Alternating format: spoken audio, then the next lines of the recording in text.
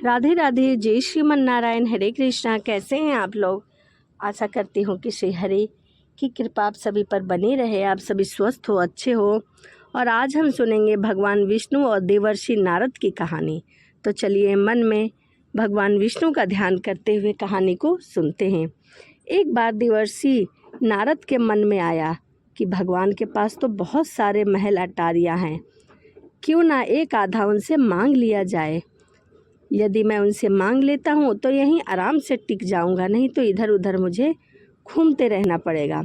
भगवान के द्वारिका में बहुत सारे महल थे। नारद जी ने भगवान से कहा, हे भगवान, आपके तो बहुत सारे महल है, उसमें से एक आधा तो मुझे दे दो ताकि मैं आराम से रह सकूं।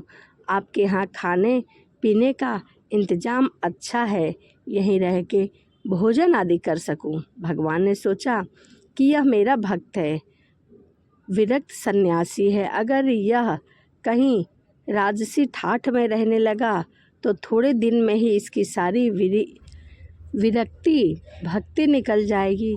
यदि हम इन्हें सीधा कहेंगे तो यह बुरा मान जाएंगे, लड़ाई झगड़ा करेंगे कि इतने महल हैं और हम एक महल मांग रहे हैं तो प्रभु आप दे नहीं रहे हैं। भगवान ने अपनी चतुराई दिखाई और चतुराई से काम लिया। नारद जी ने कहा, जाकर देख लो, जिस मकान में जिस महल में जगह खाली हो वह महल तेरे नाम कर देंगे। नारद जी ने कहा, चलो। भगवान ने ऐसा तो कहा। भगवान की बहुत सारी पत्नियां और बहुत सारे बच्चे थे और उनके रहने के लिए बहुत सारे महल भी थे। यह द्वापर युग की बात है। सब जगह नारद जी घूम आए, लेकिन कहीं भी उन्हें महल खाली नहीं मिला, सब भरे हुए थे। नारद जी ने आकर भगवान से कहा कि हे प्रभु, मुझे तो आपके महल में कहीं जगह नहीं मिली। भगवान ने कहा, फिर क्या करूं? यदि जगह होती तो मैं आपको महल जरूर दे देता। नारद जी के मन में आया कि यह तो भगवान ने मेरे साथ धोखाधड़ी की है, नहीं तो कुछ ना कुछ करके किसी न किसी तरह इधर उधर किसी को खिसका कर मुझे महल ज़रूर दे देते।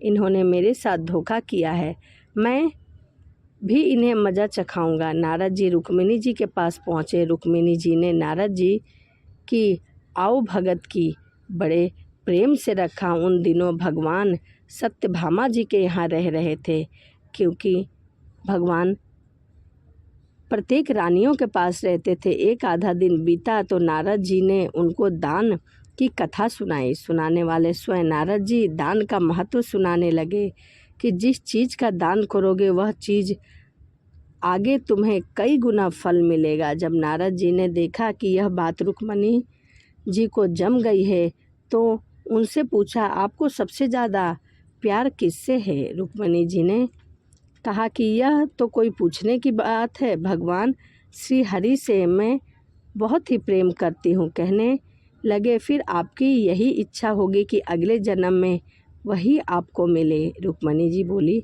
इच्छा तो यही है। नारद जी ने कहा, इच्छा है तो फिर दान कर दो, नहीं तो नहीं मिलेंगे। आपकी सौतें भी बहुत है और उनमें से किसी ने यदि पहले दान कर दिया तो प्रभु उनको मिल जाएंगे, इससे पहले आप दान कर दो। रुक्मिणी जी को बात जच गई कि जन्म जन्म में भगवान मिले तो दान कर देना चाहिए, दान करने में क्या जाता है। रुक्मिणी जी ने नारद जी से संकल्प करा लिया। अब क्या था, नारद जी का काम बन गया। वह सीधे सत्यभामा जी के महल में जा पहुँचे और भगवान से कहा कि उठाओ कमंडल और चलो मेरे साथ। भगवान ने कहा, कहाँ चलना है, क्या बात हो गई? तभी नारद जी ने कहा, बात कुछ नहीं है, आपको मैंने दान में लिया है, आपने एक कोठरी भी नहीं दी तो मैं आपको भी बाबा बनाकर पेड़ के नीचे सुलाऊंगा। सारी बात कह सुनाई। भगवान ने कहा, रुक्मिणी ने दान कर दिया मुझे तो ठीक है, वह पटरानी है, उससे मिल तो आए। भगवान ने सारे गहने गांठे, रेशम के कपड़े सब खोलकर सत्यभामा को दे दिए और बल्लेकल वस्त्र पहनकर, भस्म लगाकर, कमंडल लेकर वह वहाँ से चल दिए। उन्हें देखकर रुक्मिणी के तो होश उड़ गए। पूछा, क्या हुआ प्रभु? भगवान ने कहा, क्या तुम्हें पता नहीं है? नारद कहता है कि तूने मुझे दान कर दिया है। रुक्मिणी ने कहा, लेकिन वह कपड़े गहने कहाँ गए? उत्तम केसर को छोड़कर यह भस्म लगा ली। भगवान ने कहा, जब दान दिया तो मैं उसका हो गया, इसीलिए अब वे ठाठ बाट नहीं चलेंगे। अब तो मुझे बाबा बनकर एक पेड़ के नीचे ही रहना पड़ेगा।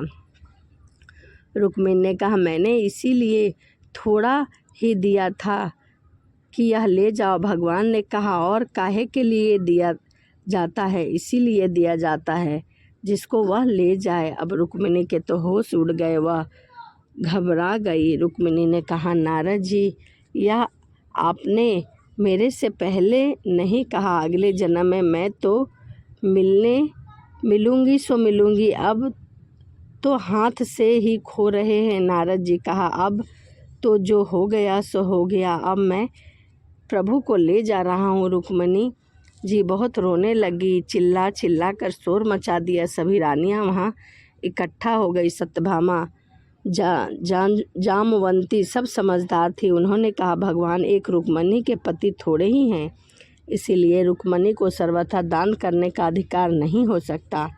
हम लोगों का भी अधिकार है। नारद जी ने सोचा, यह तो घपला हो गया। कहने लगे, क्या भगवान के टुकड़े कराओगे? तब तो 16,108 हिस्से होंगे। रानियों ने कहा, नारद जी कुछ ढंग की बात करो। नारद जी ने विचार किया कि आपने तो महल ही चाहिए था, तो यह महल यहीं रखा है, ले लो। अब मौका ठीक है, समझौते की बात कर लेता हूँ। नारद जी ने कहा, भगवान का जितना वजन है उतना तुला दान करके मुझे दान दो। तुला दान में देह का दान माना जाता है, इसीलिए भगवान के वजन का सोना, हीरा, पन्ना दे दो। इस पर रानियां राजी हो गई। बाकी तो सब रानियां राजी हो गई, लेकिन भगवान ने सोचा कि यह फिर मोह में पड़ रहा है, इसका महल का शौक नहीं गया। भगवान ने कहा, तुला दान कर देना चाहिए, यह बात ठीक है। भगवान तराजू के एक टुकड़े एक पलने पर बैठ गए, दूसरे पलने में सारे गहने, हीरे, पन्ने रख दिए गए। लेकिन जो ब्रह्मांड को पेट में लेकर बैठा हो, उसे द्वारिका के धन से कहाँ पूरा होगा। सारा का सारा धन एक पलड़े पर रख दिया गया, लेकिन पलड़ा फिर भी बराबर नहीं हुआ, वह वैसे का वैसा ही नीचे ऊपर हिलता रहा। नारद जी ने कहा, देख लो, तुला तो बराबर हो ही नहीं रहा, अब मैं भगवान को ले जाऊंगा। सब कहने लगे, अरे कोई उपाय बताओ। नारद जी ने कहा, और कोई उपाय नहीं है। सब लोगों ने अपने अपने सभी हीरे जवाहरात रख दिए हैं, लेकिन फिर भी यह बराबर नहीं हो रहा। नारद जी ने सोचा, आपने को अच्छा चेला मिल गया है, बढ़िया काम हो रहा है। उधर औरत सब चीख रही हैं, नारद जी प्रसन्नता के मारे इधर उधर टहल रहे हैं। भगवान ने धीरे से रुक्मिणी को बुलाया। रुक्मिणी ने कहा, कुछ तो ढंग निकालिए प्रभु, कुछ तो बताइए ताकि पलना किस प्रकार से बराबर हो। भगवान ने कहा, यह सब हीरे पन्ने निकाल लो, नहीं तो बाबा जी मान नहीं रहे हैं। यह सब निकालकर एक तुलसी का पत्ता और सोने का एक छोटा सा टुकड़ा रख दो, यह बराबर हो जाएगा। रुक्मिणी ने सबसे कहा कि यह नहीं हो रहा, तो सब सामान हटाओ। सारा सामान हटा दिया गया। एक छोटे से सोने के टुकड़े और एक तुलसी का पत्ता रख दिया, जिससे भगवान का वजन बराबर हो गया। नारद जी से कहा गया, ले जाओ तुलादार। नारद जी ने खूब हिला डुला कर देखा कि कहीं कोई डंडी तो नहीं मार ली गई है। नारद जी ने कहा, इन्होंने फिर धोखा किया है, फिर जहाँ के तहाँ यह लेकर क्या करूँगा। उन्होंने कहा, भगवान यह आप अच्छा नहीं कर रहे हैं, केवल एक तरफ की ही बातें सुन रहे हैं। भगवान मान लो आपने मेरे को तरह तरह के नाच नचाए हैं और मैंने तरह तरह के खेल आपको दिखाए हैं, कभी मनुष्य, कभी गाय इत्यादि, कभी इंद्र, वरुण आदि। संसार में कोई ऐसा स्वरूप नहीं है जो 84 के चक्कर में किसी न किसी समय में हर प्राणी ने नहीं भोगा है। अनादिकाल में यह चक्र चल रहा है। सब तरह से आपको खेल दिखाया, आप मेरे को ले जाते और मैं खेल करता रहता। अगर आपको मेरा कोई खेल पसंद आए तो ज़रूर खुश होइएगा। इस प्रकार भगवान बहुत प्रसन्न हुए और नारद जी को एक महल दे दिया। तो यह भगवान विष्णु और देवर्षि नारद की कहानी थी। वीडियो कैसी लगी कमेंट ज़रूर करिएगा। तो चलिए इसी के साथ वीडियो को समाप्त करते हैं और मिलते हैं अगली वीडियो में। सभी को राधे राधे। जय श्रीमन नारायण। हरे कृष्णा।